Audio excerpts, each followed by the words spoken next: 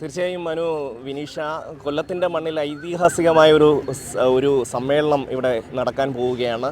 കഴിഞ്ഞ ദിവസം MV. Govindan master വാർത്താ സമ്മേളനം നടക്കുമ്പോൾ പറഞ്ഞു, നിങ്ങൾക്കറിയാമോ കേരളത്തിലെ ഏറ്റവും ഇടതുപക്ഷ മനസ്സുള്ള ജില്ല ഏതാണ് എന്ന് അദ്ദേഹം മാധ്യമപ്രവർത്തകരോട് ചോദിച്ചു. എന്നിട്ട് അദ്ദേഹം തന്നെ അതിന് കൃത്യമായ ഒരു മറുപടിയും പറഞ്ഞു. കേരളത്തിലെ ഏറ്റവും ഇടതുപക്ഷ മനസ്സുള്ള ജില്ല കൊല്ലം ജില്ലയാണ്, കണ്ണൂർ അല്ല, ശരിക്കും കൊല്ലം ജില്ലയാണ്. അപ്പോൾ അതിൻ്റെ ഒരു വൈകാരികമായ ഒരു അടുപ്പം ഈ സമ്മേളനവുമായി ബന്ധപ്പെട്ട് ഈ നാടൊന്നാകെ പ്രകടിപ്പിക്കുന്നു എന്നുള്ളതാണ് ഇതിൻ്റെ ഏറ്റവും പ്രധാനപ്പെട്ട ഒരു കാര്യം. ഒരുപക്ഷെ ഇന്നലെ കുട്ടൻ ഇവിടെ എത്തിയപ്പോൾ തന്നെ അദ്ദേഹം തന്നെ ആകെ അന്തം വിട്ടുപോയി. കൊല്ലം മുഴുവൻ ചുവന്ന് തുടുത്തിരിക്കുന്ന ഒരു കാഴ്ചയാണ് നമുക്ക് കാണാൻ കഴിഞ്ഞത്. ഈ സമ്മേളനത്തിൻ്റെ ഭാഗമായിട്ട് ഈ നാട്ടിലെ ഓരോ മനുഷ്യനും ഇത് ഏതെങ്കിലുമൊക്കെ അർത്ഥത്തിൽ ഇതിൻ്റെ ഭാഗമായി കടന്നു വരുന്നു എന്നുള്ളതാണ്. അല്ലാതെ ഒരു സമ്മേളനം ഇങ്ങനെ ഒരു പാർട്ടിയുടെ ഒരു സമ്മേളനം നടക്കുന്നു, ജനങ്ങൾ ഒരു വഴിക്ക് പോകുന്നു, സമ്മേളനം ഒരു വഴിക്ക് നടക്കുന്നു, അങ്ങനെയല്ല. ഇത് ജനങ്ങളുടെ ആകെ ഹൃദയത്തിൻ്റെ ഒരു തുടിപ്പായിട്ട് വികാരമായിട്ട് മാറുന്ന ഒരു കാഴ്ച നമുക്കിവിടെ ഭയങ്കരമായിട്ട് കാണാൻ കഴിയും. അതുപോലെ തന്നെ ഇതിൻ്റെ സമ്മേളനത്തിന് വേണ്ടുന്ന ഭക്ഷണമടക്കമുള്ള മുഴുവൻ കാര്യങ്ങളും ഇവിടെ കൃഷി ചെയ്തും ഇവിടുത്തെ കർഷകർ ഉൽപ്പാദിപ്പിച്ചതുമായിട്ടുള്ള സാധനങ്ങളും കഴിഞ്ഞ 2 ദിവസമായിട്ട് ഇവിടെ ഇങ്ങനെ വന്നുകൊണ്ടിരിക്കുകയാണ്. ഈ ഭക്ഷണത്തിന് വേണ്ടുന്ന സാധനങ്ങൾ, നെല്ല് ഉൾപ്പെടെ. അപ്പോൾ അങ്ങനെ വളരെ വൈകാരികമായി സ്നേഹപൂർവ്വം വിപ്ലവകരമായ ഒരു സമ്മേളനം ഈ സമ്മേളന നഗരിയിൽ നടക്കുന്നു. നേരത്തെ കുട്ടൻ പറഞ്ഞതുപോലെ കൊല്ലത്തിൻ്റെ ഏറ്റവും പ്രിയപ്പെട്ട 2 സീതാറാം യെച്ചൂരിയും അതുപോലെ തന്നെ കോടിയേരി ബാലകൃഷ്ണനും ഇല്ലാത്തൊരു സമ്മേളനം എന്നുള്ളതാണ്. കഴിഞ്ഞ സമ്മേളനം നടന്നത് 95-ലാണ്. അന്ന് ഈ സമ്മേളനത്തിൻ്റെ ഭാഗമായിട്ട് ഏറ്റവും അന്ന് വളരെ യുവത്വം തുളുമ്പുന്ന സീതാറാം യെച്ചൂരിയായിരുന്നു, അതുപോലെ തന്നെ കോടിയേരി ബാലകൃഷ്ണനും. ഇന്നിപ്പോൾ ആ 2 പ്രമുഖ നേതാക്കളില്ലാത്തൊരു സമ്മേളനം എന്ന കാര്യം നേരത്തെ കുട്ടൻ പറഞ്ഞതുപോലെ തന്നെ എല്ലാവരും ഓർക്കുന്ന ഒരു കാര്യമാണ്. നേരത്തെ മനു ചോദിച്ചതുപോലെ രാഷ്ട്രീയമായി ഇത്രയധികം പ്രാധാന്യമുള്ള ഒരു സമ്മേളനം, കാരണം 2ാം പിണറായി സർക്കാർ കടന്ന് 3ാം പിണറായി സർക്കാരിലേക്ക് പോകും എന്ന് പറയുന്നത് CPIM-ഓ അല്ലെങ്കിൽ LDF-ഓ അല്ല, കോൺഗ്രസിൻ്റെ തന്ത്രശാലിയെ അല്ലെങ്കിൽ അവരുടെ ഒരു സ്ട്രാറ്റജിസ്റ്റ് എന്ന് പറയുന്ന കനകേലുവിൻ്റെ റിപ്പോർട്ടിലാണ് പറയുന്നത് കേരളത്തിൽ കോൺഗ്രസിനെ സംബന്ധിച്ച് ഇനി വലിയ പാടാണ് തിരിച്ചു പിടിക്കാൻ.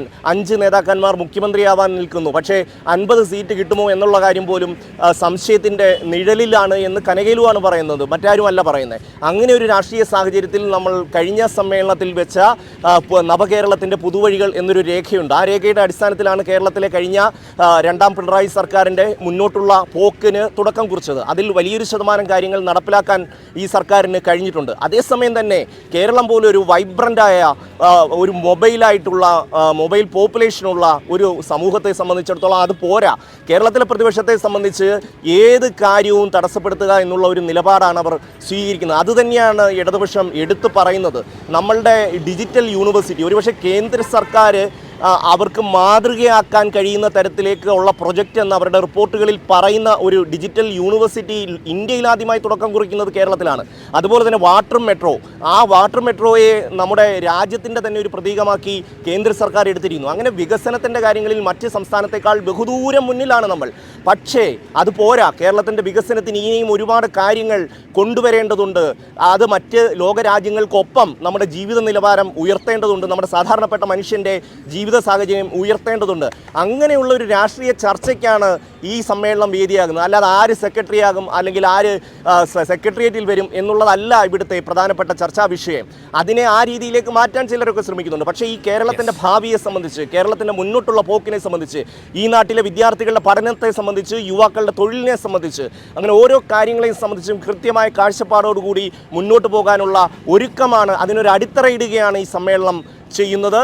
ഇന്ന് വൈകിട്ട് എല്ലാ കൊടിമര ജാഥ, പതാക ജാഥ, ദീപശിഖ ജാഥ, ഈ 3 ജാഥകളും കൊല്ലം ആശ്രാമം മൈതാനത്ത് സംഗമിക്കും.